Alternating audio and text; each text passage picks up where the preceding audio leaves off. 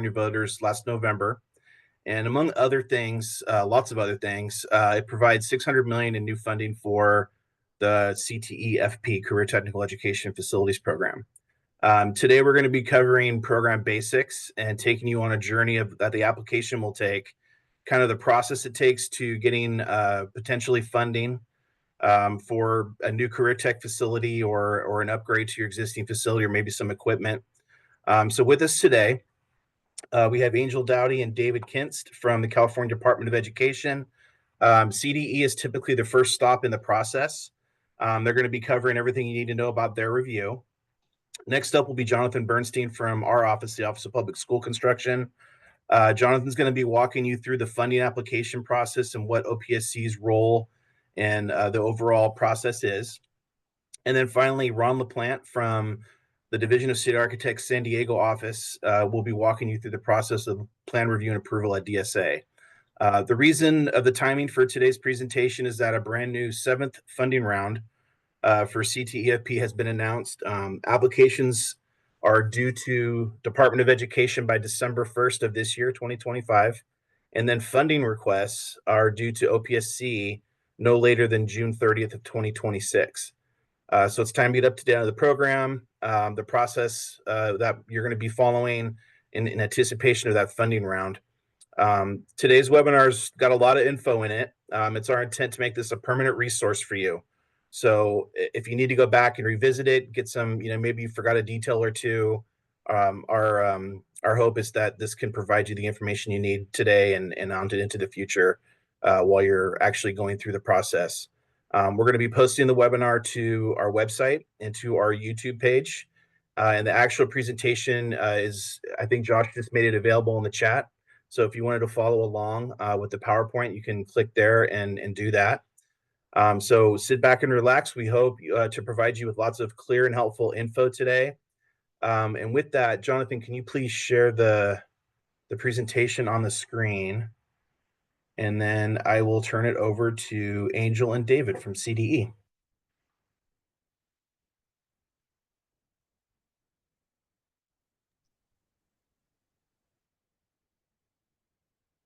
Are we ready to go? Is it me? Ready to go. All right, here we go. So next slide, please, Jonathan.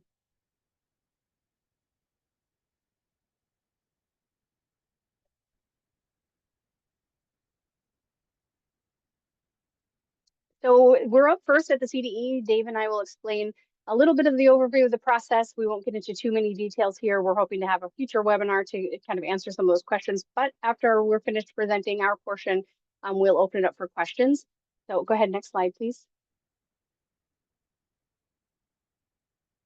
And one more. So as Brian was mentioning, Prop 2 passed in November. It does continue the commitment to career technical education. $600 million was allocated in Prop 2 specifically for the CTEFP program. This will be the first round of that. Well, actually the 7th round will allocate the first $300 million of this. Again, the state match amounts, there's a $3 million match for new construction, $1.5 million match for modernization. That has remained the same in the last few rounds. Next slide, please. So in a nutshell, as Brian was saying, the CDE is kind of the first stop with this application. It's a multi-step process. You will submit the application to the CDE. They are competitively scored. It will close at 5 p.m. December 1st. We'll talk about that a little bit further in the presentation. Once we review and score those, the things we're asking for, just kind of some overviews. One industry sector for application. If you have multiple sectors at your school, if you need to fill out multiple applications, we'll be scoring them on a one-to-one basis. Any apps that score over 105 will be considered for funding. Those will be the applications that we will forward on to OPSC, and then the process that they'll explain will trickle out from there. After you've gotten the score letter, you do have to submit that score letter to OPSC.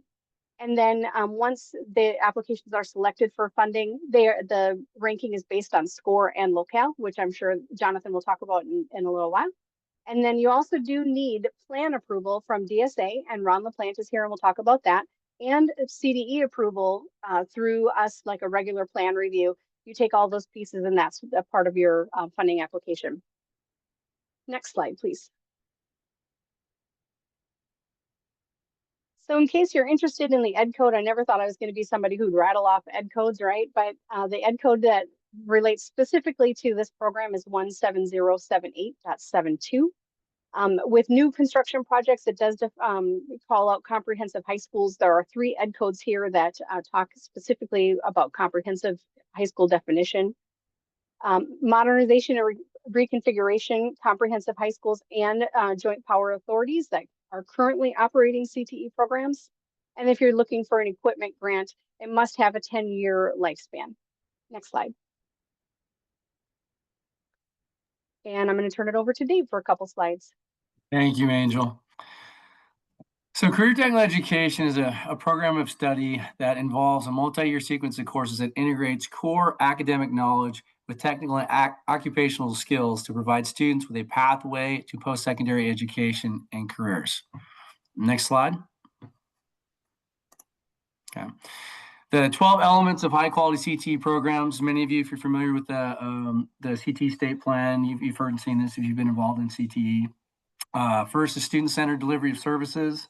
Second, student equity. 3 is all about access. 4, leadership at all levels. 5, high-quality integrated curriculum and instruction. 6, skilled instruction and educational leadership informed by professional learning. Career exploration and student supports. Appropriate use of data and continuous improvement. Cross-system alignment. Intentional recruitment and marketing, specifically promotion, outreach, and communications. Sustained investment and funding through mutual agreement. And 12, strong partnerships with industry. Next slide.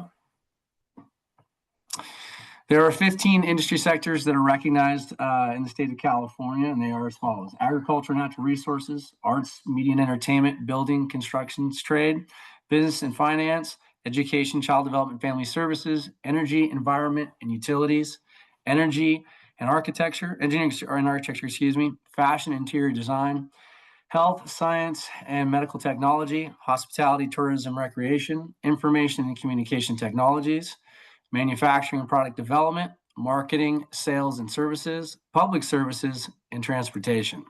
It should be noted, however, that the CDE is actually in the process of going through a curriculum standards update across all sectors. So these may look different in 2026. Thank you. Okay, so let's talk about the application itself. It is very similar if you have submitted an application in the first 6 rounds. We've had 2 iterations that have kind of moved forward. We are looking at updating that again for round 7. The scores are a little bit different than they were in the last round. So we'll go through each of the sections and talk about the importance of each section and how the scores will come out. 147 total points. A minimum score for funding consideration, again, is 105. That is set by regs, and so that can't be changed at all. And so if you score above 105, your application will be passed forward, and if you score less than that, it will not. If you, one thing before we start, I know that for rounds 4, 5, and 6, if you had an application that you wanted to hold on to a score letter for and submit that score to the next round, and not have the application rescored and just submit that letter, that is not applicable in this round. All of those rounds from Prop 1D, Prop 51, and the general fund allocation that we've had in the last few years are completely expended, and this is a new pot of money, so we're wiping that slate clean, and everybody's starting from scratch. Next slide, please. So the application submittal requirements, again, it's very similar to what we've seen in the past. There's a cover page, a table of contents, an abstract, 1 page maximum on the abstract. You're going to tell us a little bit about the project. There's 7 parts to the CTEFP application, and then appendices and forms are not counted towards your maximum narrative page count. Next slide, please. So we are looking at coming a little bit modern. We're going to submit applications electronically this time go around, and so it will mirror, and we'll talk a little bit further about it but it'll mirror kind of how districts and consultants currently submit projects to the CDE with CDE box. And so as the portal will open, and we'll talk about that later on, the information is going to be in fillable PDF forms. And so hopefully everything will be nice and smooth, and you can type in what you need and add additional sheets as necessary. But again, LEA, name, contact, address, project details, just a one quick, synopsis of what's the overview. There's a date for board approval, any certifications, and then the LEA superintendent or designee signature for the submission. Next slide, please. The abstract is about a one-page that includes a heading and a brief summary of the facilities and equipment request. Remember, if you have more than one sector that you're applying for, this is specific to the one sector application. The summary should describe the project's goals and objectives and how they enhance the CTE opportunities for students on the campus. Next slide. So now we're going to get into the 7 parts.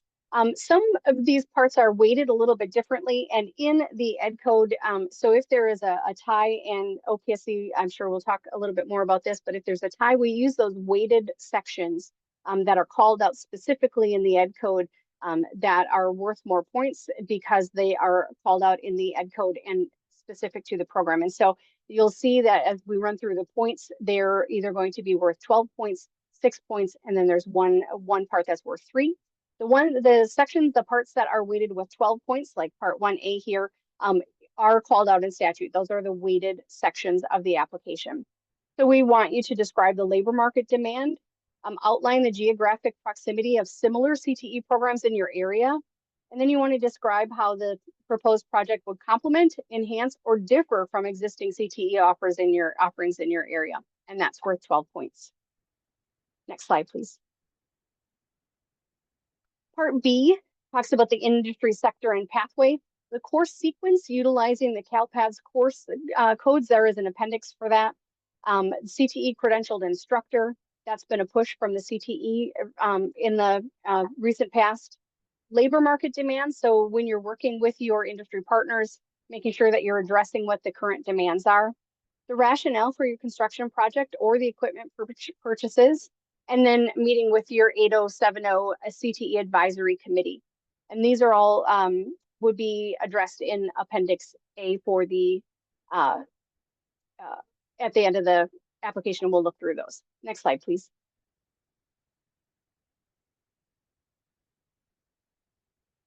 Part C is describing access for all students. So a short narrative on how the outreach goes to all students, reaches across all 4 corners of the campus, retention, recruitment, all those pieces that go into that.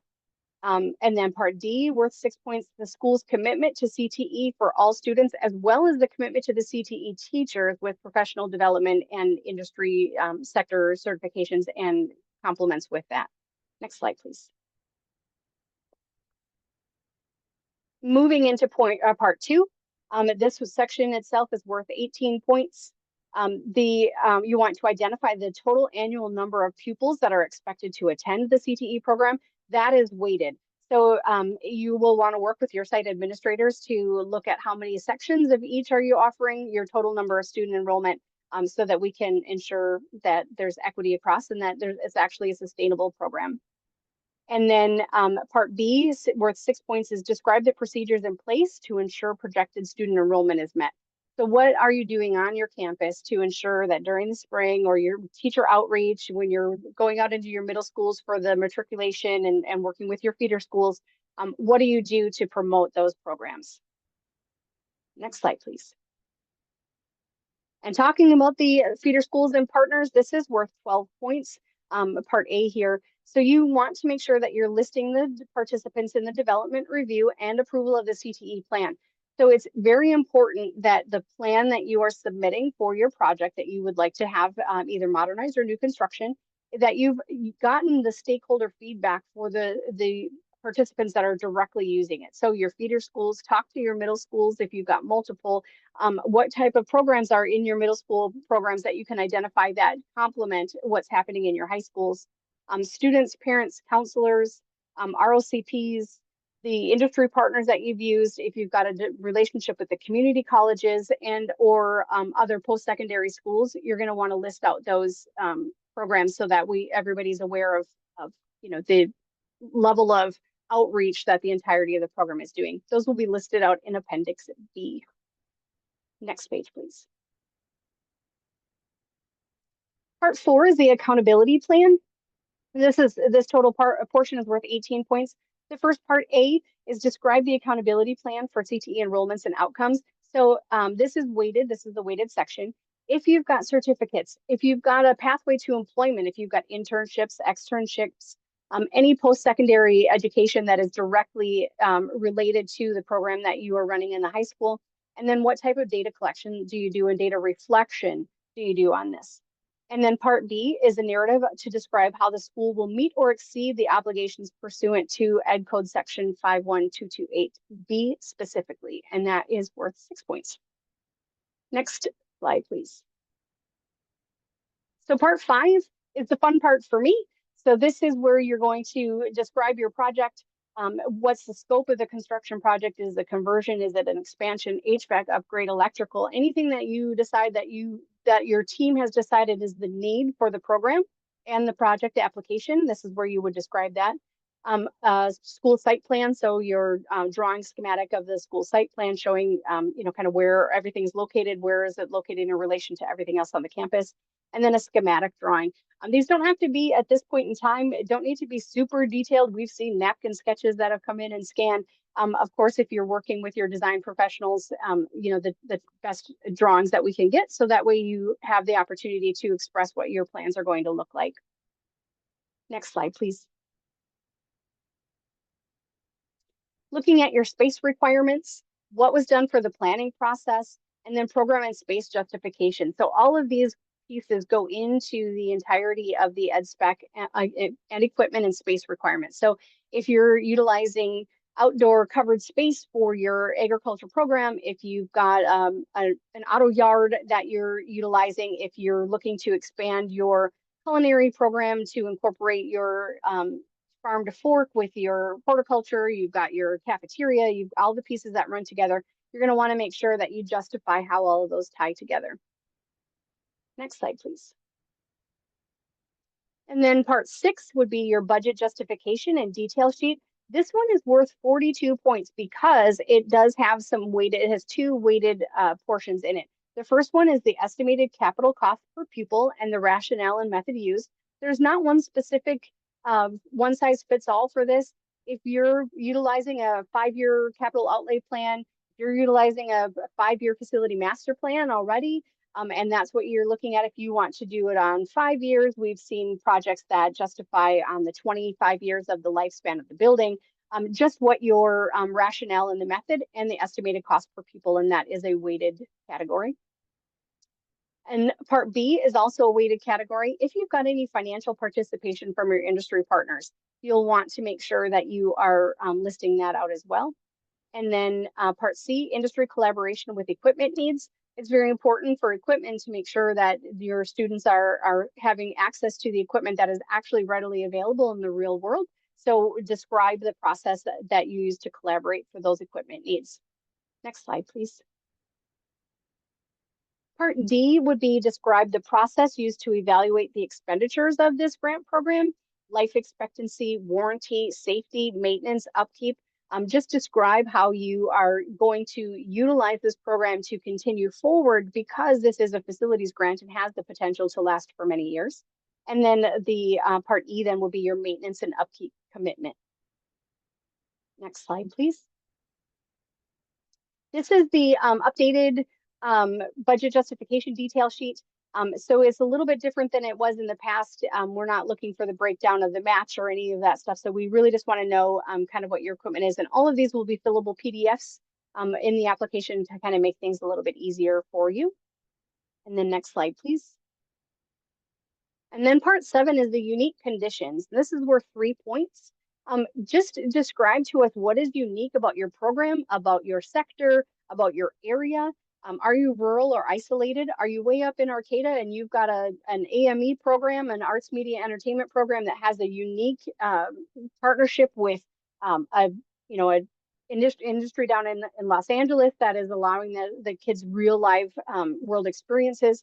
If you've got a unique partnership arrangement, whether that be with an employer in your area, whether that's with a community college, any of those partnerships that you use, any unique costs and expense issues that you might have, and then anything that's unique about your physical plan. So just tell us what makes you special. That's what we're looking for. Next page, please. Some helpful hints. So please make sure that you're providing clear, concise, and complete answers. These do have page maximums, so we don't want, you know, the 100-page, the entirety of your education specifications to be submitted and you just take out the 20 pages that are your CTE program. That's not what we're looking for. Answer the questions in the order that they're asked. The rubric runs in that particular order. It will make it a lot easier for the readers to not miss a portion of that application if you are answering them in the correct order. Make sure that you're restating the question and the answer. So if they're asking for, you know, whatever it happens to be, you know, tie it back directly to what the question was.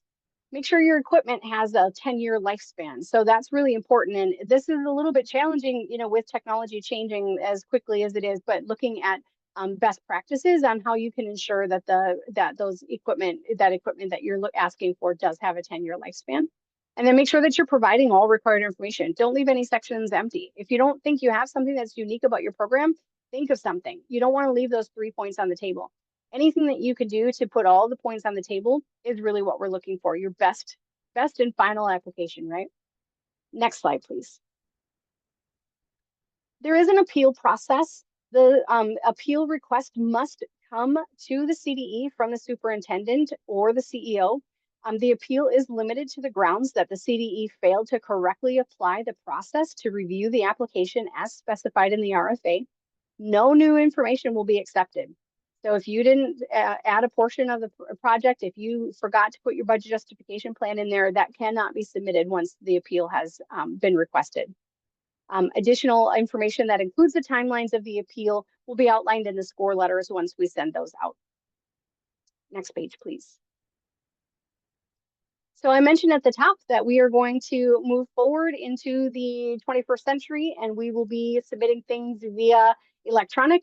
No more are the days of your 3 copies of your 40-page plan with your thumb drive and CD and having to make sure that they're sent to us. We are going to move electronic, and I think that this will mirror the way that you currently are submitting your plans, both to the CDE, DSA, and OPSC to kind of make things all seamless. The application portal will open November 1st, and then submissions will only be accepted electronically. No submissions will be accepted after 5 p.m. Monday, December 1st. I will say, please, please, please do not wait until December 1st to request your box to be opened. If you wait until 4:45 to request your box to be opened to be able to submit the application into box, you may run out of time. If I will do the best that I can up until 5 o'clock, and at 5 o'clock, anything that has not been submitted at that point, the link and the box will be closed and will not be able to be uploaded. Next slide, please. A couple of information here. So there's applications. This is a link to our career tech page at the CDE. We will be updating that. The RFA will be posted shortly. We're hoping that you will be able to take a look at what the RFA is. Even though the portal doesn't open until November 1st, we wanted to make sure that we were giving you enough time to meet with your 8070, to meet with your design committee, to have the conversations with all of the partners and the stakeholders to ensure that the project that you're going to submit has all of the pieces together. And so we're giving this time, essentially 5 months before the portal opens to be able to spend the time to do it right. If you've got program questions, programs related specifically to how CTE runs, the 12 points that Dave talked about, anything that has to do programmatically with CTE, please reach out to the email that's listed here and somebody from the CTE team will get back to you. If you've got questions on facility side of things or you've got questions on the application submission, my information is listed here. Please reach out to me early and often. I know I say that in every single presentation that I ever make is early and often engage us. If you've got questions along the way, I would much rather answer your question in July than to answer your question on December 1st. So please make sure that you are planning ahead and using this time that we've got effectively. So I think at that point, I think this is the end of mine. So I'll open it up for questions if Brian sees anything in the chat or if anybody has any questions. Thank you so much, Angel. Yeah, we do have a question. Before I get to it, though, I wanted to echo what Angel said about online submittals. I'm going to take an opportunity just to plug our online system too. They're really great tools, and so we're we really trying to get increased use of those systems. So please heed her suggestions and her advice and do that. So Angel, we do have one question in the chat. It comes from Jeanette McCauley. And her question is, an application for each sector is needed. However, what if facility needs are at multiple sites within that industry sector? You would be applying for the program specific at site specific. So each application for each site, if you've got 3 auto shops and you're looking for equipment that might be spread across 3, you would be looking to make sure that you've got one application for one sector at one site. Okay, great. Thank you. And then so Abba asks, when is the earliest the box can be opened? Probably now. That's a good question. We'll take a look at that. I will be updating it on the CDE or CTE webpage on the CDE. But Brian, I think you bring up a good point. Probably now I would need to run that up the chain. I don't see why we couldn't open them early, and that way then the requests are out there. It would sit just like we do right now with pending requests, and it would allow us to create the folders and all of that stuff. So we'll get that out there. I'll put that out on the webpage as soon as we get that updated with the RFA. Great question. That sounds good. Yeah, and we can reflect that info on our website too if you let us know when. Don't want to put you on the spot, of course. If you're not ready to open it yet, you're not ready. But when it is time, we can announce that too. You bet. I just need to get the back end done with the tech piece in order to be able to answer the questions to open up the box. So yep, probably won't be today. Okay. Next question. What about a grant for new construction on one site with 3 sectors if the space is designed such that it is a shared space? Yep, great question. And we've seen these before. You need to break down the cost for each of the areas in each of the sectors. So we have seen schematics that have been, you've got a kind of a building that's got your health CTE, you've got your, all your different sectors, that your computer, the tech, the AME could be all in one building. So you're just going to want to make sure that you're doing a cost breakdown, just like you would with any other sub portion of a submittal that you would have. Thank you. Yeah, and Shireen had a question about the match that I actually skipped over, but Joshua answered it. The question was, what are the match requirements for this grant? And Josh mentioned that the match requirements will be covered in our next section, and that's yes. True. Jonathan will cover that. Our next question is more of a clarification, it sounds like. 2 sectors on one site will require 2 applications. Example, building and construction and agriculture. That's correct. So each sector would have their own application. Some of the information will be duplicated, of course, the LEA, the school, all of that stuff, but the narrative will be different, the number of students served. So all of the different parts of the application, maybe the unique conditions, may be able to, you might be able to dovetail those into, where you're not having to create those over and over. But we're looking at each of these industry sector wise on an individual basis, because that's how the scores will be ranked out. Thank you. And then Dan asks, can you use Golden State Pathway Program grant funds as matching funds? Dan, I can answer that one. Typically, for our program, you can use any source of matching funds. What you'd want to make sure is that the Golden State Pathway Program, which I'm not familiar with, you want to make sure that there's no restrictions on their funds to be used on our program, for instance. But those typically would be eligible to use as matching funds. And then someone asks, how much money in the pool for this funding for the entire state, and how many awards are you anticipating? So we are starting with 300 million out of the 600 million available for this round. There'll be another round at some point in the future. We haven't announced when yet. How many applications? That's tough to say. We do have, Jonathan's going to cover a lot of this, but we do have funding caps on the program. And so that does spread the money out a little bit more efficiently that way. But it's really hard to say. I mean, it could be, probably over 100. It's really hard to nail down the number though. And then someone asked, can a COE apply in the program offered can a COE apply in the if the program offered serves students in a rural area who will attend charter schools who don't have access to a CTE program? So to answer that question, it becomes a little bit difficult. The Ed Code reads that the program must be provided on a comprehensive high school site. The definition of a comprehensive high school site is a site that offers programs, a holistic program that sets a student up to meet graduation requirements and meets UC and CSU application requirements and community colleges. So to answer that, they would need to be served at the high school where the CTE program is. And so without knowing the details of that, I think I would lean a little bit more towards that program probably would not qualify. Yeah, we might want to get some more info on that one, on that specific scenario there to be sure. And then this was already answered, but just so everybody else that may not see the chat, someone asked, what about prior approved unfunded CTE applications? And Joshua mentioned that prior unfunded applications can be resubmitted.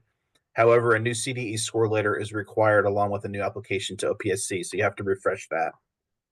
And then also remember with that, just to piggyback on that, Brian, remember if you're looking for new construction, it can't have been occupied prior to the application, unless maybe I'm out backwards on that, Brian, if it's grant reimbursement. So I will defer to Jonathan on that question. I'm not quite sure.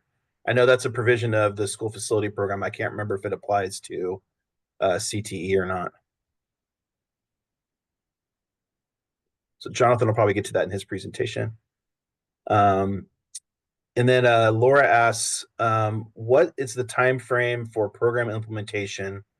A follow-up question, is it continuation school eligible? We did look at continuation schools. I know that was a question that was asked previously. We did run that through legal. There are the 3 education codes that define what a comprehensive high school is. You would want to make sure that the district certifies that they meet the conditions of the comprehensive high school, have to have an active 8070 committee. So on the application, each section of the Ed Code that is relevant needs to be certified by the LEA. And if you feel like you meet all of those requirements, then you would be able to certify and sign off on that. I think it may be a little bit difficult to reach that threshold, but if the programs are there and it's robust and you've got all of the pieces, we would have to look at that on an individual basis. Yeah. Thank you. Okay, I'm not seeing any more questions. Does anybody have a question they'd like to raise their hand to ask? You can ask them verbally as well. While we're waiting here, just one more point, just make sure that it's understood that the CTE application needs to be approved by the CTE advisory committee. That's your 8070 committee, and the school board needs to approve the project as well. So that does take a little bit of time. That's a great thing to mention. Thank you. Let's see. Lisa should be able to. Good morning. There. Morning. Good morning. Thank you so much for the information. I'm Lisa Snowden with Newport Mesa Unified School District.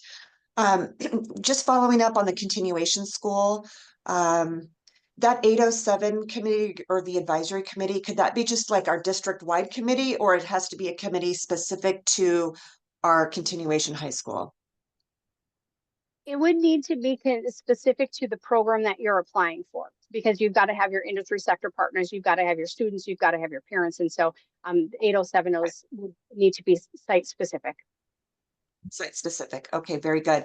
And then if we have that in place, I would imagine if it's going to be offered to our continuation high school students during the day, but then available to all of our district students after school, that would look good on an application as well.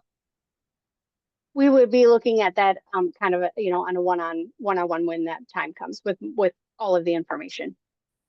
Okay, thank you. All right, thank you for the questions. There's a couple more here to go over before we turn it over to Jonathan. Someone in the chat asked if this funding had been offered before, and yes, this is our 7th round of CTEFP funding. It's been a very popular program, and so we're hoping it will be again. And then someone asks, is the information from the prior CTEFP awards available for review somewhere? Those are available on our website in past State Allocation Board agendas. We can probably narrow that down for you though, so you're not hunting through a million agendas. If you reach out to our office, Kim, we could provide you with that information in a little bit more efficient manner than having you to have to go through all those resources. Samer asks, is the school district permitted to use any of its available funding sources, including general fund developer fees and other non-restricted funds, as part of its required matching contribution in a joint powers agreement with the regional occupation program, provided that the use aligns with the original intent of the funds to modernize their CTE spaces? I think the answer is yes to that, but that seems like a complicated question. I would request that you send that to us, Samer, and we can give you a little bit of a more of a complete response to that. There might be some nuance there that we need to check into. So if you don't mind, please contact us with that. We'd be happy to get you a written response to that. John asks, currently we run a regional advisory for all pathways broken down by sector. Would that sector-based group suffice for advisory approval? That's a great question. I think again, that would, without having all of the information, that would defer back to, it needs to be site specific. So your site administration, your site students, the teachers that are involved with that at the specific site. So it would be broken down to that particular application and that sector at that school. Sounds good. Are matching funds from industry partners required? No, that's not a requirement. You probably could use those, but it's not a requirement. I think Julie has a question. I do. So the building we are thinking of modernizing was built around 1940-ish. And so we're wondering if it can't be modernized and needs to be scraped, can we ask for new construction in the same spot?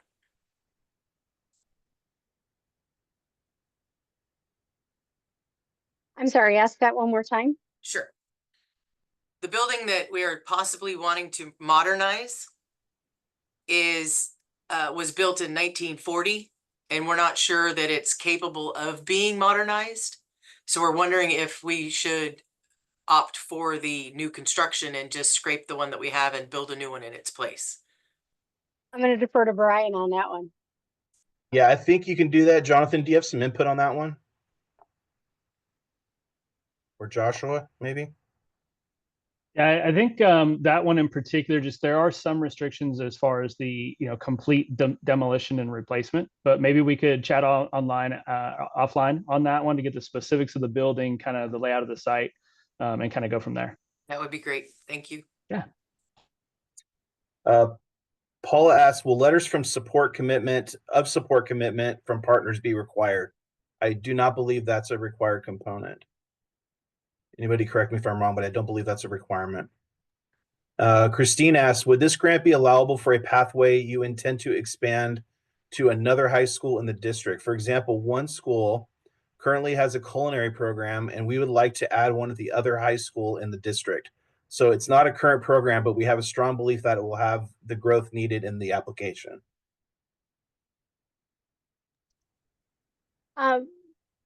Yes, so that, to answer that question, yes, you can use new construction funding to bolster a new program at a site that would be evaluated across the board with everything else. There's no previous looking backwards to say what was your enrollment for the years previous for the students served. So looking forward on those projects, you would just use that for the projections.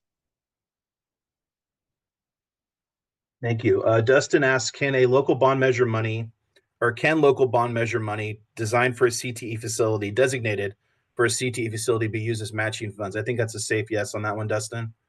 Dr. Brooke Reynolds asks, is there a specific scoring rubric for the grant application or just the points per section on the application?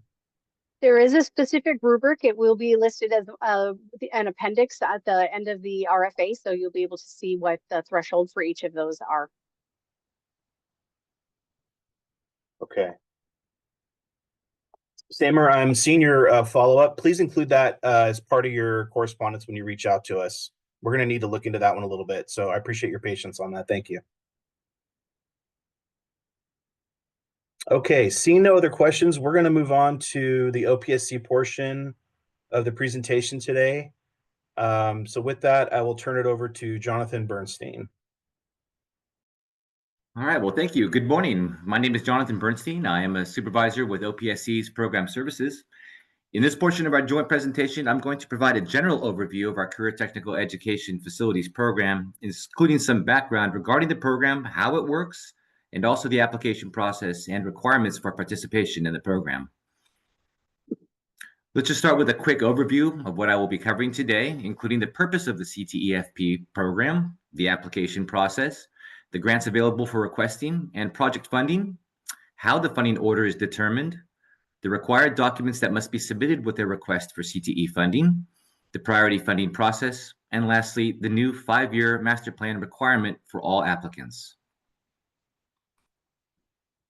So a little background for those interested. The Career Technical Education Facilities Program was created by Assembly Bill 127 in 2006 to provide funding to qualifying school districts, county offices of education, and joint powers authorities for the construction of new facilities, the modernization of existing facilities, and or the purchase of CTE equipment to integrate CTE programs into comprehensive high schools throughout the entire state. More recently, Prop 2, passed in November of 2024, provides an additional $600 million for the CTEFP program, which allows us to open up a new 7th funding cycle for the program. So who is eligible to apply for CTE funding?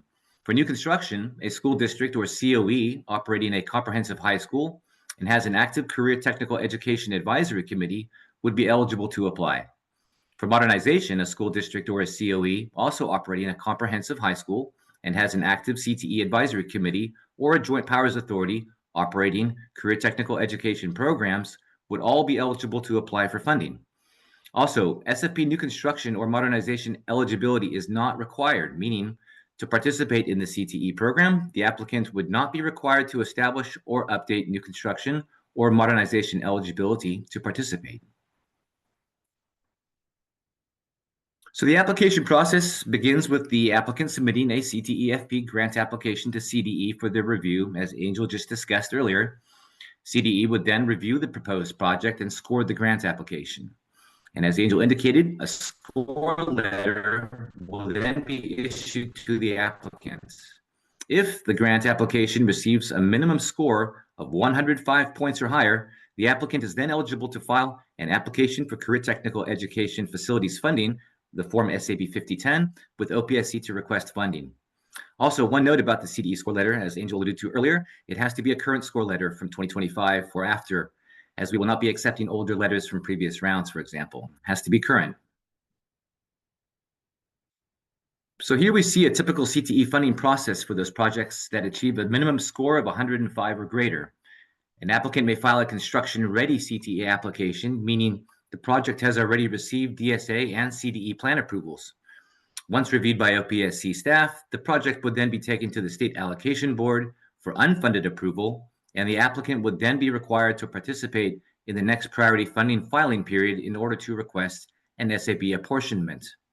Once the project is apportioned by the SAB, the applicant would then have 90 days to request a fund release for the project.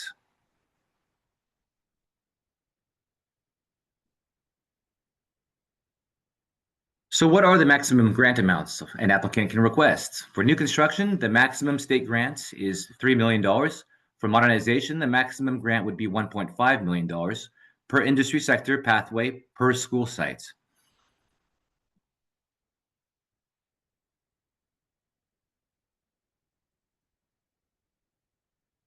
To have an eligible new construction project, the CTE facilities must be newly constructed and occupied on or after May 20th, 2006.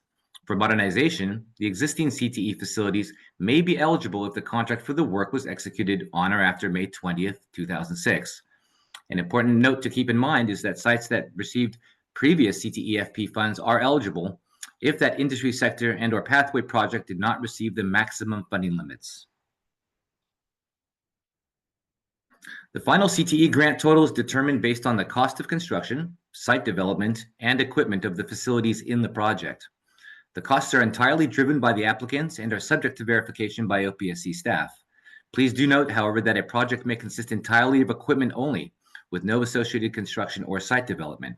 This is perfectly acceptable, but the equipment costs would also be subject to review by staff and must have an average 10-year useful life expectancy.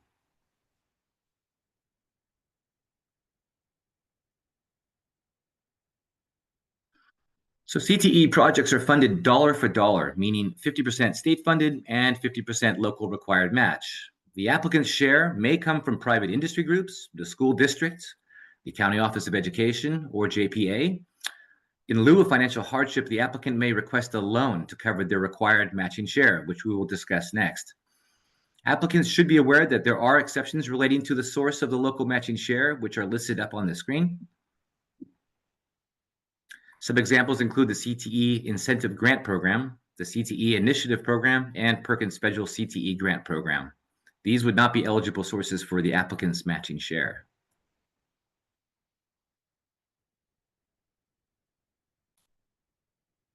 As I mentioned, an applicant may request a loan to cover the required matching share. The loan would have to be repaid over a 10-year period with interest. The loan rate is tied to the pooled money investment account rate and begins to accrue on the fund release date. To request a loan, the district must submit a CTEFP fund availability worksheet with the form SAB 5010. This form can be located on our CTEFP website under the tab of Services, and then under the link Access Career Technical Education Facilities Funding.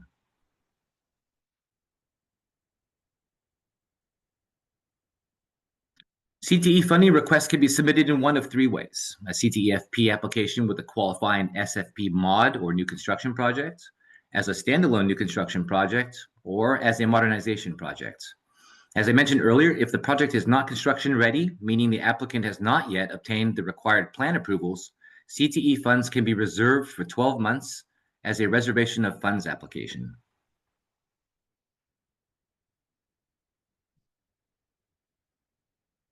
For a CTE project combined with an SFP application, the CTE application may be submitted concurrently or after the new construction or mod project has been submitted.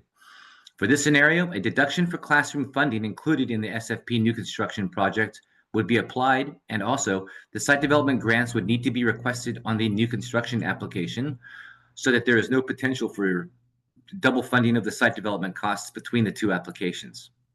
The next slides will demonstrate what the grant funding would look like for a CTE project combined with an SFP new construction project, just to give you an idea what that would look like. And here's what the total grant funding would look like in a nutshell. CTE project combined with an SFP new construction project with a deduction applied. The grant funding for a CTEFP project with an SFP new construction application would be calculated as 50% of the construction costs, 50% of equipment minus the SFP allowance per classroom.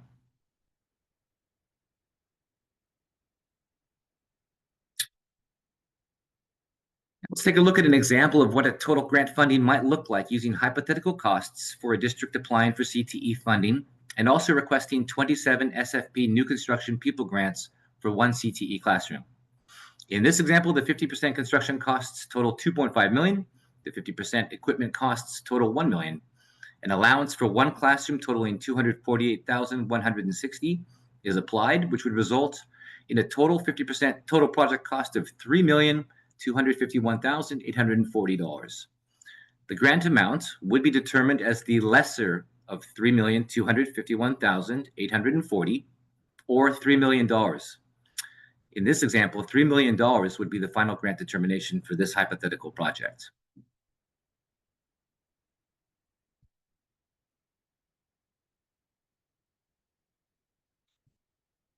For a standalone CTE new construction project, the total state grants would be calculated as 50% construction, 50% cost of equipment, subject to verification, plus 50% of site development costs, if applicable.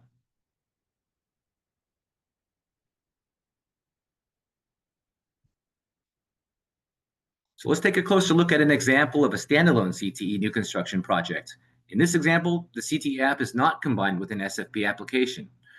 Here we see the total eligible costs at 50% totals $1,675,000, which is less than the maximum new construction grant amount of $3 million. In this scenario, the grant would be determined to be the lesser of the verified costs or $3 million. For this particular example, the total state grant would be $1,675,000.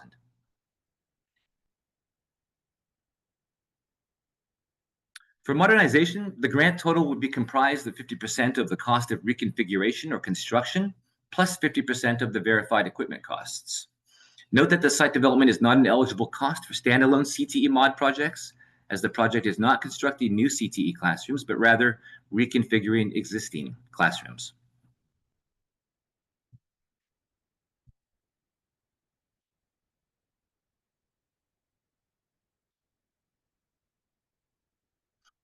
So let's take a look at what a typical modernization CTE project total grant amount might look like.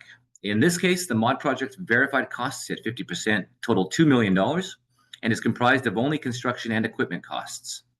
The maximum allowable grant for CTE modernization is $1.5 million. Therefore, the project would receive the lesser of $2 million or $1.5 million. For this example, the project would be eligible for $1.5 million.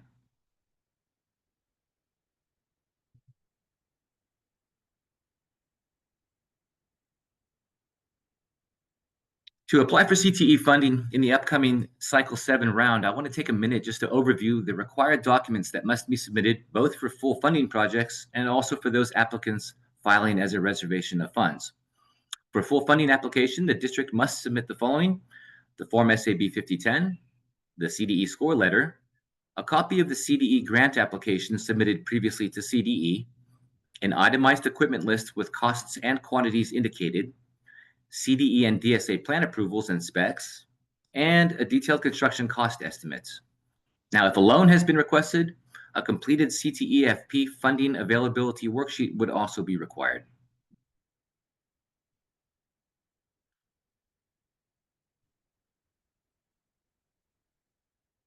For reservation of funds projects, again, those projects which have not yet obtained CDE or DSA approvals, the district would submit the following: the Form SAB 5010, the CDE score letter, a copy of the CDE grant application, an itemized equipment list with costs and quantities indicated, and a detailed construction cost estimate if applicable. Again, if a loan is being requested, the applicant would also have to submit a completed CTEFP funding availability worksheet as well.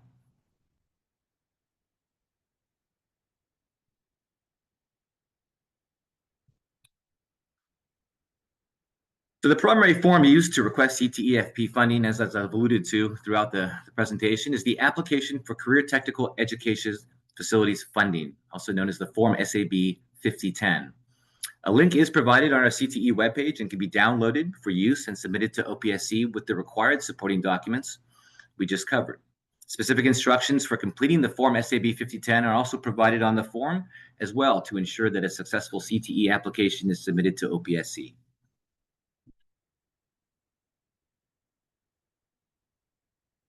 An applicant can also submit a Form SAB 5010 using OPSC online. In fact, this is encouraged. For additional guidance in submitting a Form SAB 5010 electronically, there is a link provided on the login screen to the online user manual, which contains additional details and guidance, including how to upload the required supporting documentation to accompany your electronic submittal. That's a screenshot right there of what it would look like electronically. Now, the CTEFP is a competitive program for the funding available through Cycle 7, and the funding order is determined by score and locale. In other words, the 3 projects with the highest score in each locale are ranked 1, 2, and 3. Then the next 3 projects with the highest score in each locale are ranked 4, 5, and 6, and so on until the applications or funds are exhausted. One note though, if your locale is determined to be under the town category, these locales will be considered rural for the purposes of rankings. To determine your school site's locale, you can refer to the National Center for Education Statistics, NCES, their locale lookup webpage, where you can enter your school site's name and determine your locale based on a color-coded map. There's a link provided under our CTEFP webpage for easy access and use.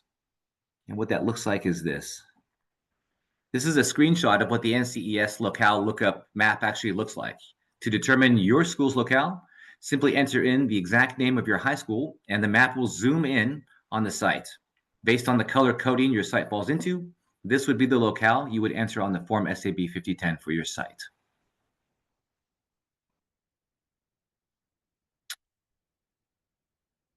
So as I mentioned earlier, all CTE projects are required to participate in the priorities and funding process to request an apportionment after first receiving an unfunded approval, as shown on this slide for both construction-ready projects and those falling under reservation of funds.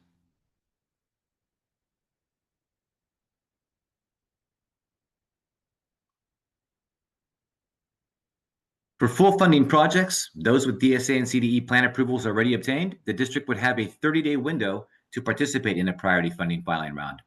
Upon receiving an apportionment, the applicant would then have 90 days, just like regular SFP projects, to submit a valid fund release authorization, Form SAB 5005, and grant agreement to request the fund release.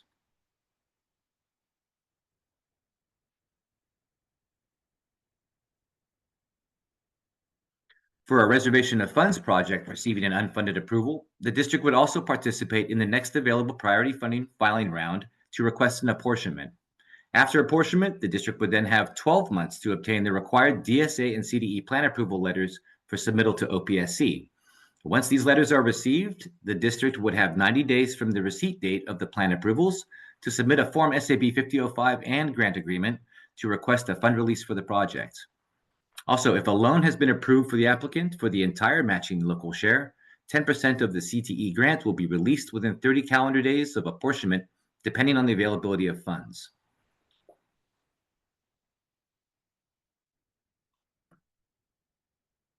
All CTE applications that received funding are also subject to program accountability steps, including submitting the 5-year master plan, substantial progress reporting, annual reporting of expenditures until notice of completion is submitted or 4 years, grant agreements, and lastly, accountability expenditure audits. Please note, however, that CTE projects are not subject to the 60% commencement requirement associated with regular SFP, new construction and modernization projects.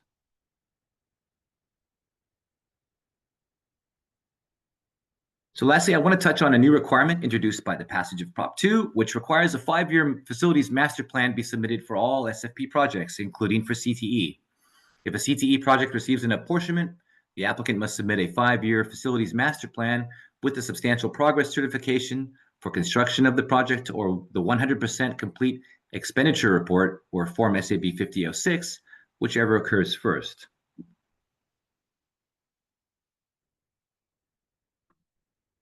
So some important dates that we've already heard earlier, but to keep in mind, for CTE Cycle 7, CTE grant applications are due to CDE by no later than December 1, 2025.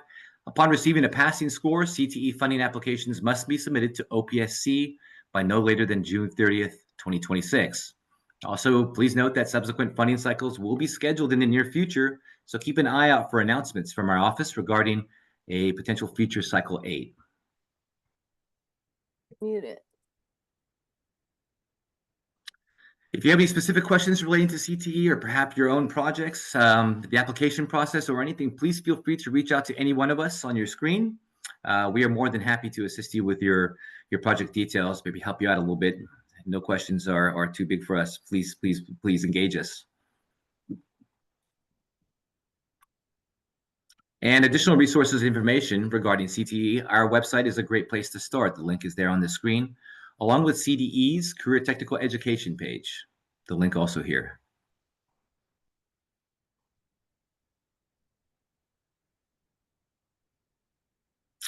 Thank you all for listening and being here today. That concludes my OPSC CTEFP overview presentation. I'll open it up for questions and turn it back to Brian. Thank you. Thank you, Jonathan. I'm just gonna, while everybody's thinking up some questions here, I'm just gonna read through some that were in the chat. Dustin asks, can you apply for equipment separately from a modernization or new construction project for a given industry sector? And it was already answered, but yes, you can submit equipment only funding requests. And so that is part of what you can request. Someone asked, so both facilities and equipment only need matching funds. Basically, all apps need matching. And yes, that is correct. All applications are matching projects. Power is not joint. Does a small school district have to submit a 5-year master plan?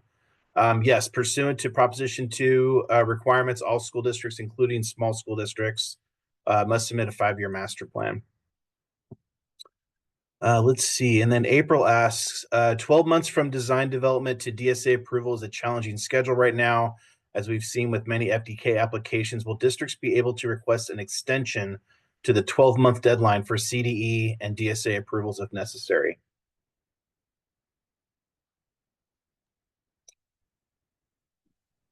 Jonathan?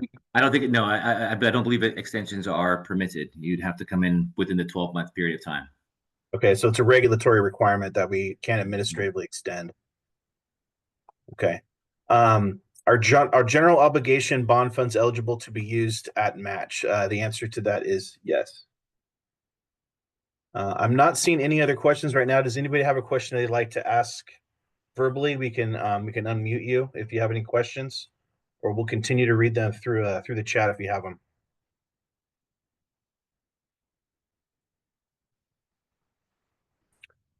Okay, we're just going to pause here for a minute. Like Jonathan mentioned, we do have some upcoming deadlines.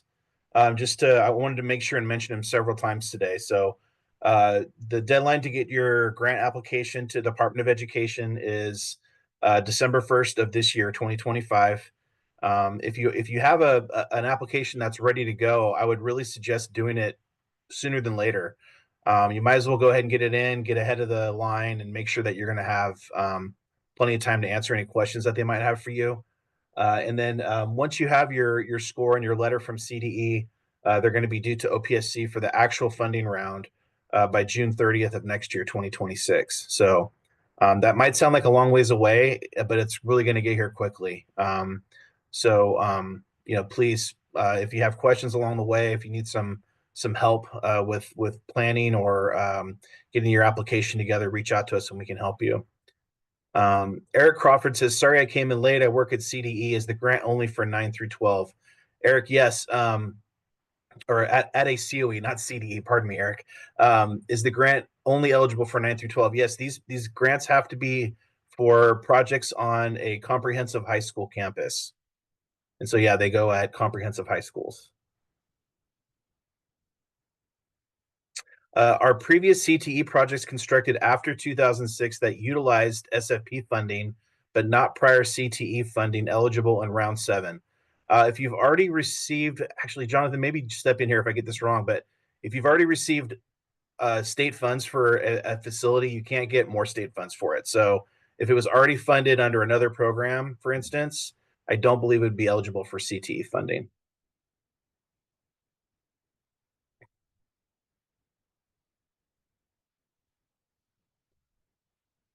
Okay, any more questions before we move on to DSA?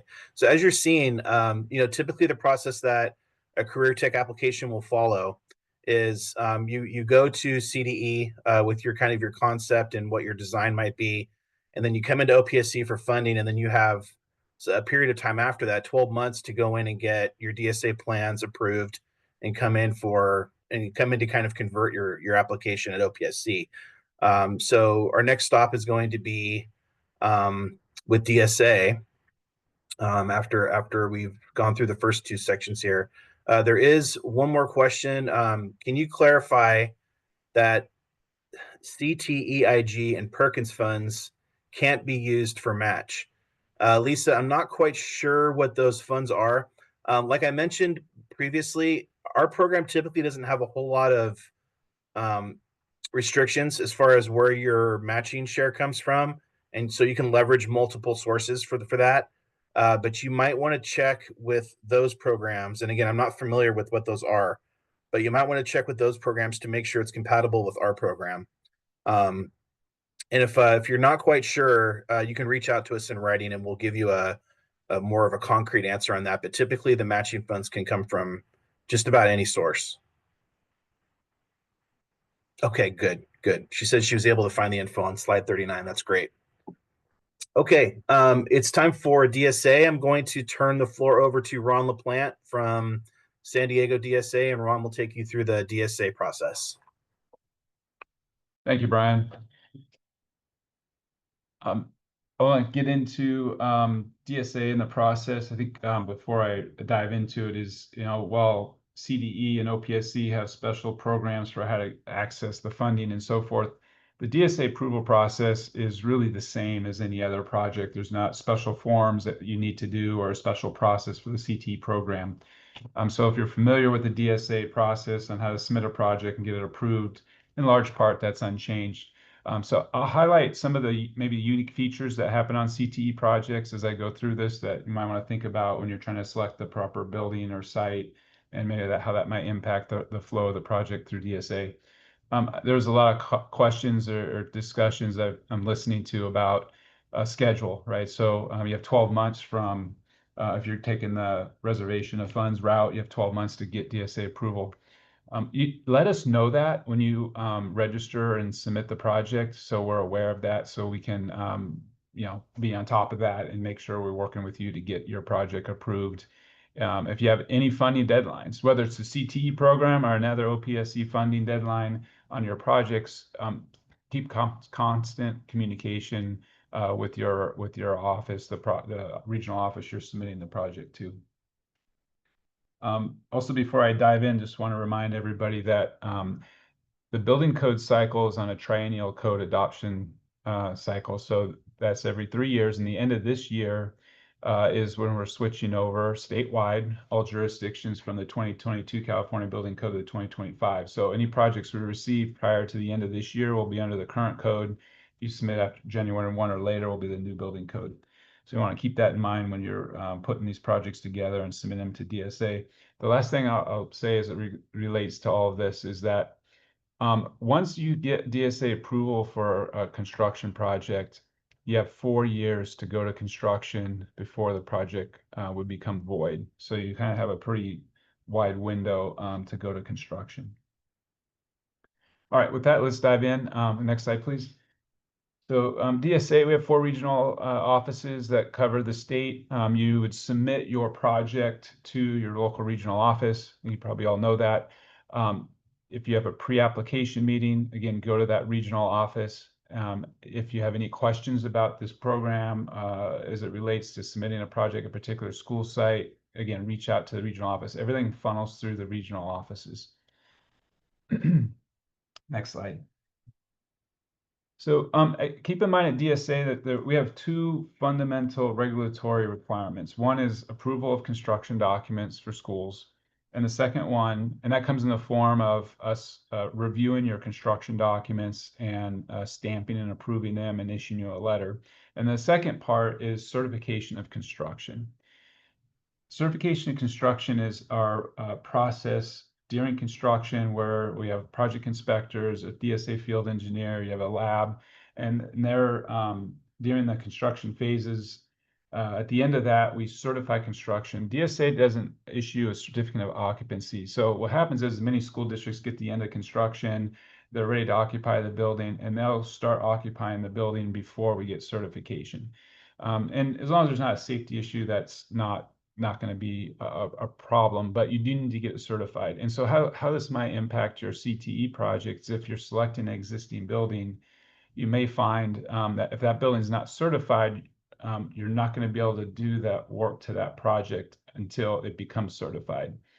And so if you're up against that 12-month window and you're selecting a building that happens to be uncertified on your campus, it might take you a while to figure out why that building is not certified and you get it certified. That might not be the best candidate for your CTE program in that case. Next slide, please. All right, so in large part, right, all these projects are going to require to be submitted to DSA for approval. Whether it's new construction or you're adding on to an existing building, doing an alteration, those all require DSA approval.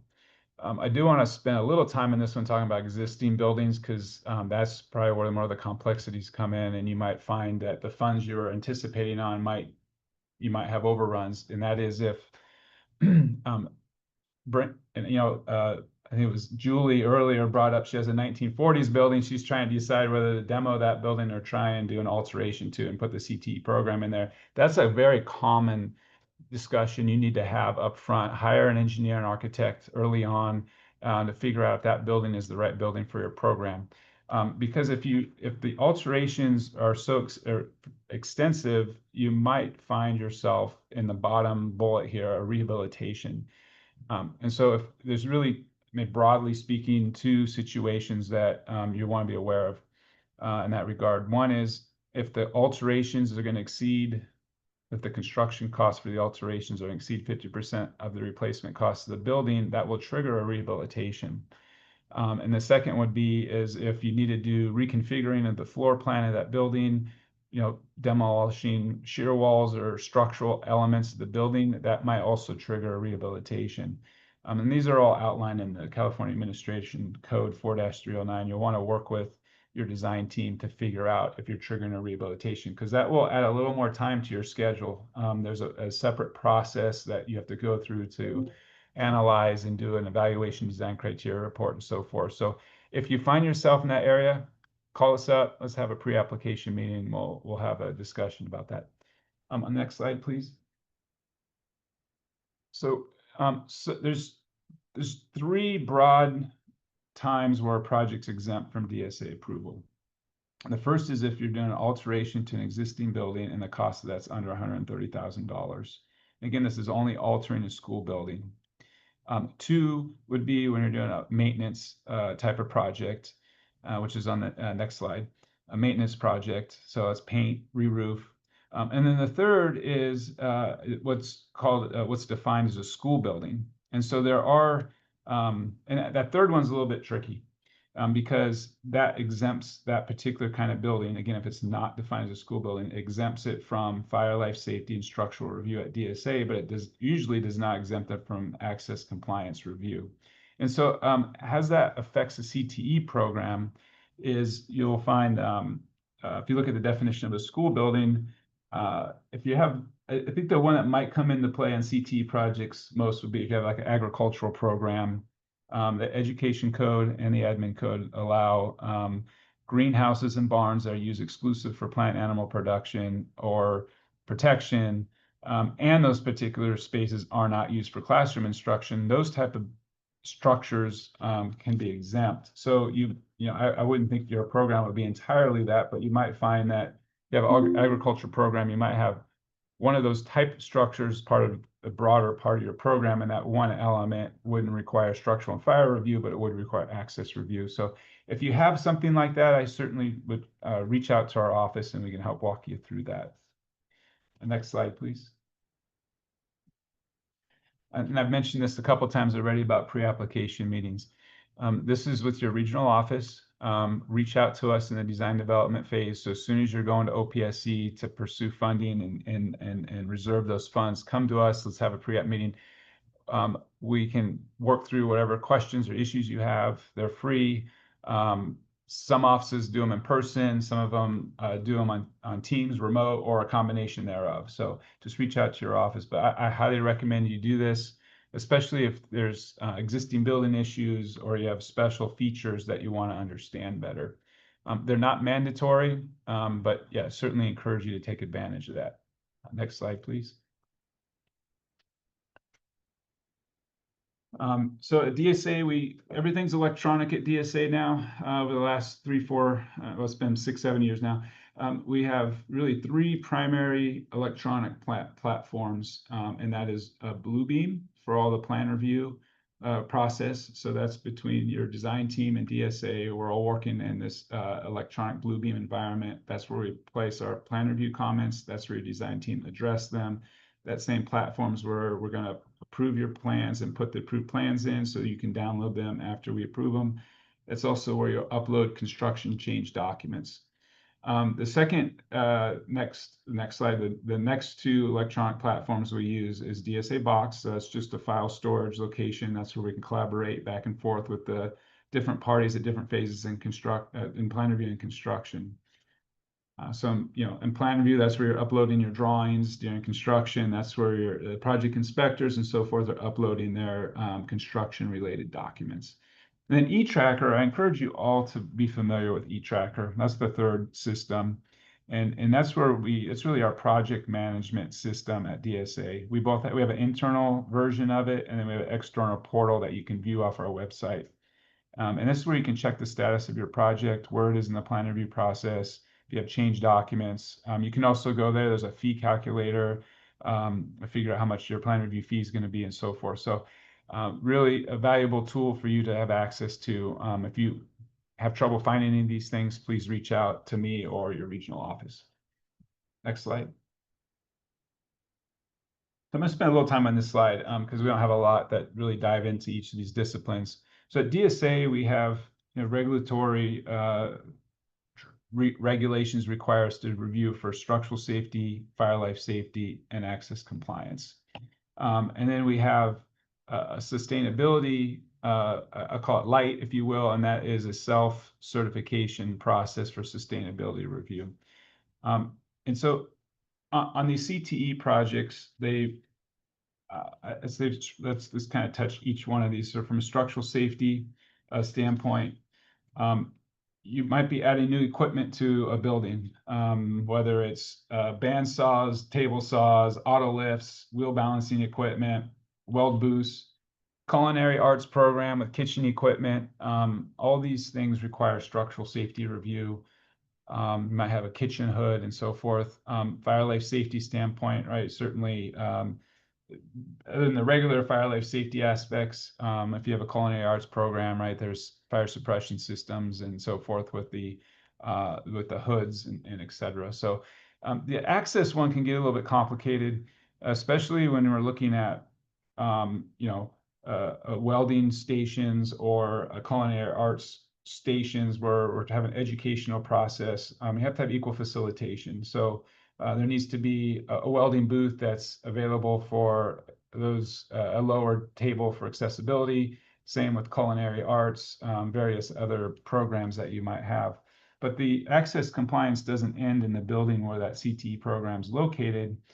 You have to deal with the path of travel on the site. And what that is that's from the point of entry on the site, whether somebody's coming in from a public right-of-way or a parking lot, and how they progress and egress through the site. There needs to be accessible route, restrooms, cross slopes, so forth. So access compliance can really, from a siting standpoint, can be a fair amount of work.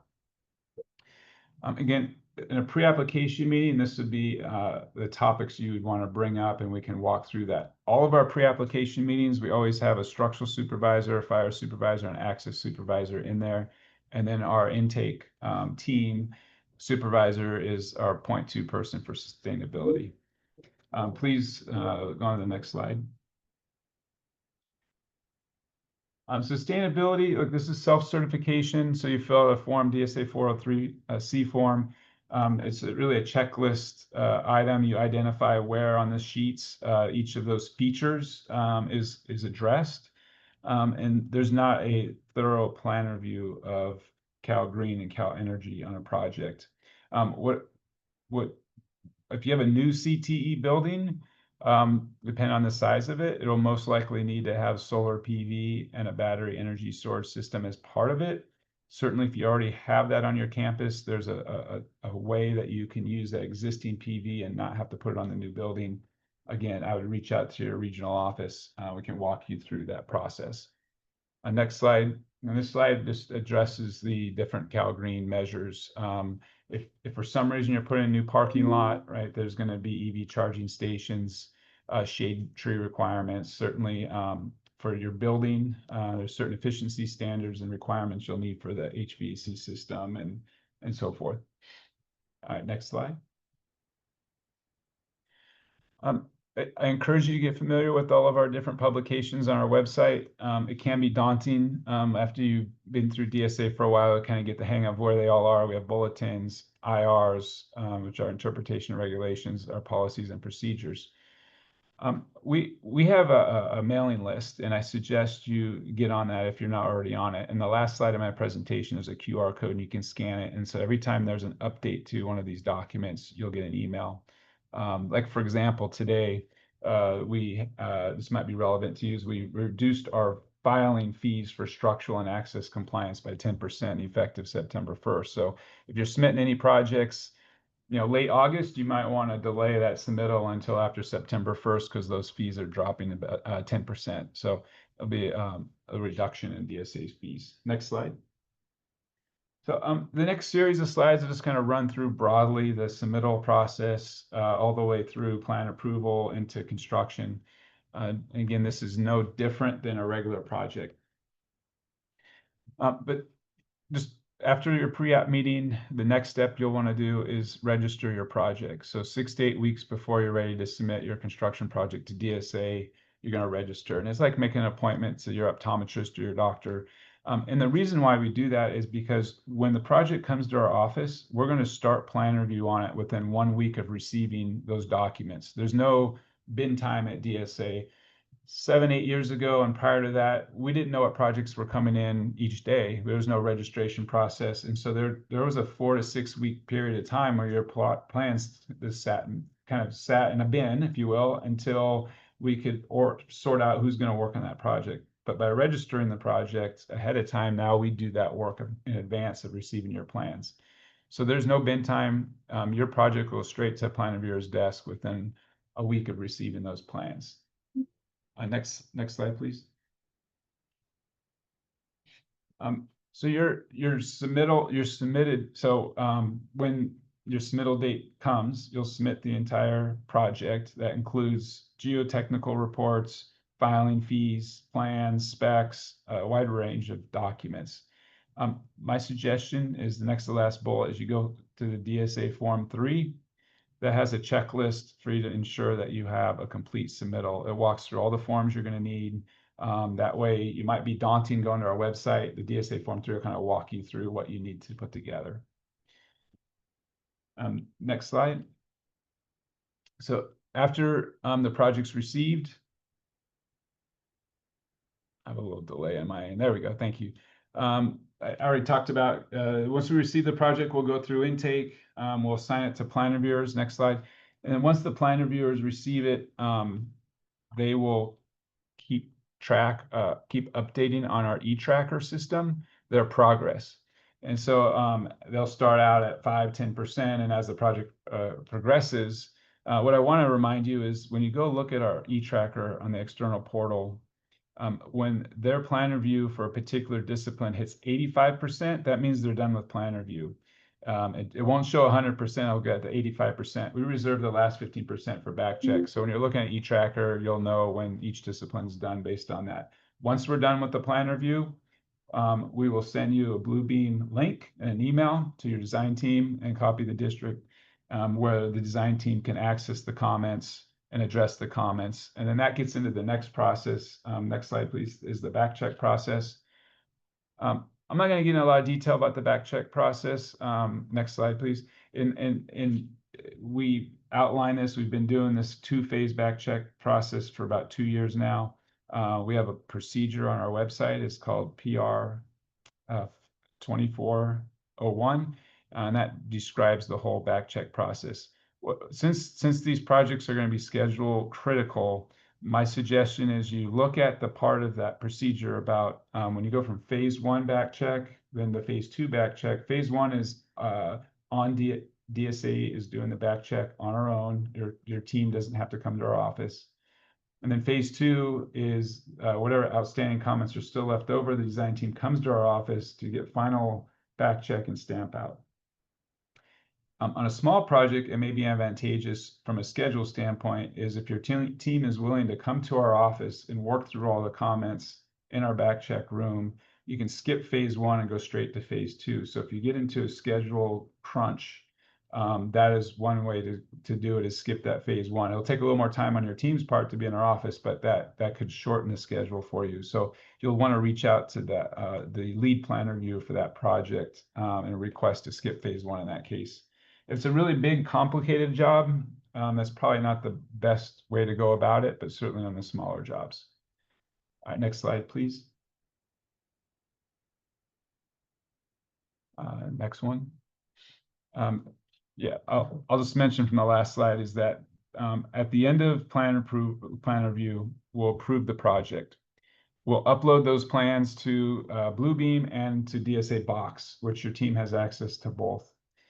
The official approval by DSA comes in the form of a letter. That's what's required in the education code. You'll receive a letter, and in my office, you'll receive it from me within 5 business days of stamping out the project. And so each office will send you approval letter on your project. So that the next phase, right? So that's plan approval. That's the first thing I mentioned at the beginning of the presentation. We have plan approval, and the next phase is certification and construction.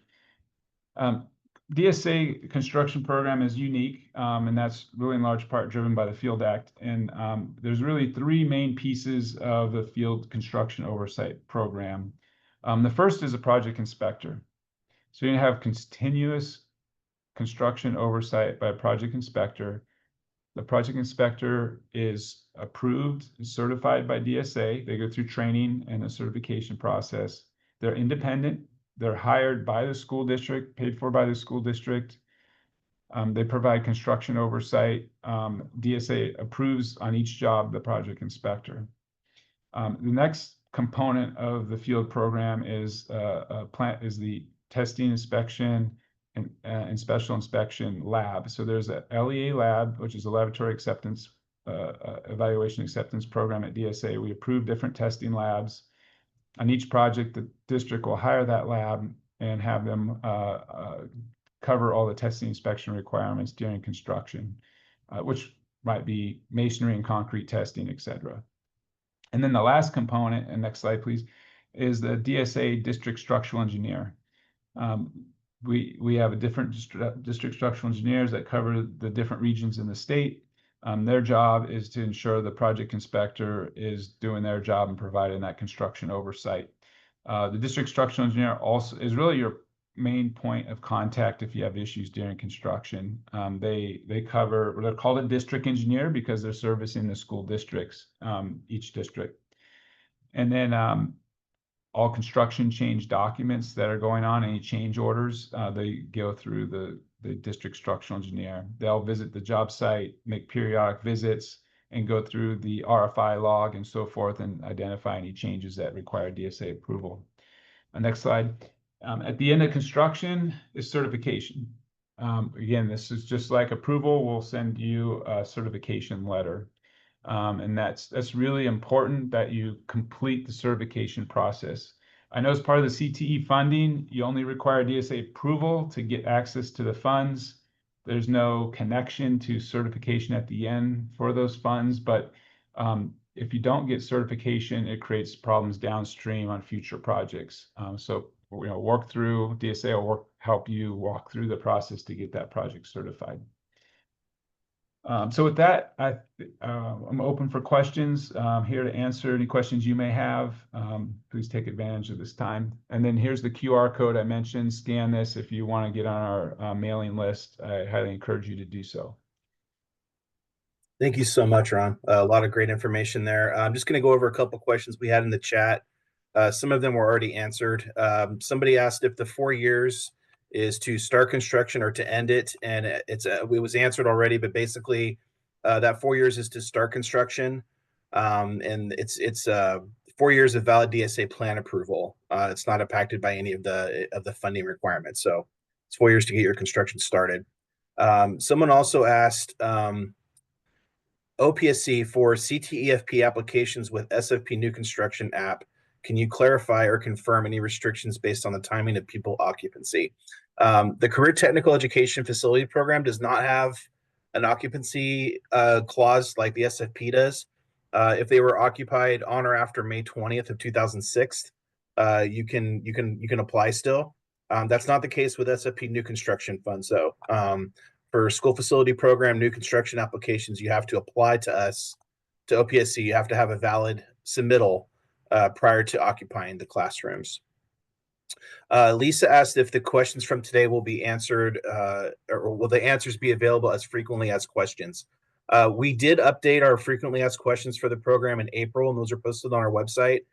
We think that the vast majority of the questions being asked today are covered there. However, we'll go back and take a look at them and make sure if there's something you're not seeing on there, feel free to reach out to us and we can help you out that way. But they should be up to date. And then this is a question for Ron. Jack asks, on slide 68, the exemption stated $128,342 or $288,769. Do these costs include only construction, or is it construction plus equipment? Yeah, good question. It's total costs, construction, equipment, etc. I didn't really dive too deep into that slide. The 128,000 has been escalated up to 130,000. Same with the 288, it went up a little bit. That was published a couple months ago, so the slide's not been updated. But the I caution you, anybody, to use the 288 threshold. There are a lot of strings attached to that one. And they're kind of indicated underneath on that particular slide. There can't be any work of a structural nature, which includes equipment, anchorage, no access compliance work, can't trigger path of travel. When you put all those together, it's really difficult to find a project that meets that higher cost threshold. So I don't really discuss that higher cost threshold because I'm really almost yet to find a project that really meets it. So the 128, which is $130,000 threshold, there's no strings attached to that one. That's the total construction cost, including equipment. Okay, thank you. Does anybody else have any questions? I know it's been a lot of information today. We still have over 140 people here. That's great. Thank you so much for spending time with us today, and we really appreciate your interest. I'm just going to keep it open for another minute or two if there's any questions. Kind of your last chance. But again, we're going to archive this presentation. It'll be available in a lot of different places on our website and also on our YouTube page. Our YouTube channel is called OPSC YOU. And so I invite you to go like and subscribe to our YouTube channel. There's a lot of really good information there, a lot of these kinds of workshops. We also put all of our Proposition 2 stakeholder implementation meetings up there and all of our board meetings too. So there's a lot of really good stuff there. Yeah, Dan, somebody can probably put that in the chat. We can send a link to the YouTube channel. I tried searching it the other day and had a hard time finding it. So there's another organization out there called OPSC. So we can work on doing that. Brian. Yes. There's always seems to be a lot of questions about, is your project exempt from DSA? That question comes up quite a bit. And I should remind everybody, we have a procedure. It's called PR 14-02. And that's called exempt concurrence. So if you believe your project's exempt, you can submit what's called a Form 7 to us. It's with a $400 fee. And we'll review the scope of the project. And then if we concur, we'll send you a letter that project is exempt. A lot of school districts want that confirmation so they can go to their school board that, yes, this project is exempt. So again, that's procedure 1402. Thank you, Ron. Yeah, that's good to mention. OPSC also, we like to have that form to know that your project is exempt too. We'll require confirmation from DSA that your project is exempt. If you come with a funding application and tell us that it's exempt from review, we're going to want confirmation from DSA. So really appreciate Ron mentioning that. Okay, we put our YouTube link in the chat there. I don't think I'm seeing any other questions. Once again, thank you so much for spending your morning with us. We hope it was very helpful and that you gained some knowledge about this great program. We're really looking forward to getting this round up and running and appreciate the partnership with with the Department of Education and Division of State Architect, our partners in this. We really appreciate everybody's help and collaboration. There's no other questions. I hope everybody has a great day. Have a great long weekend, and we'll be seeing you again soon. Take care.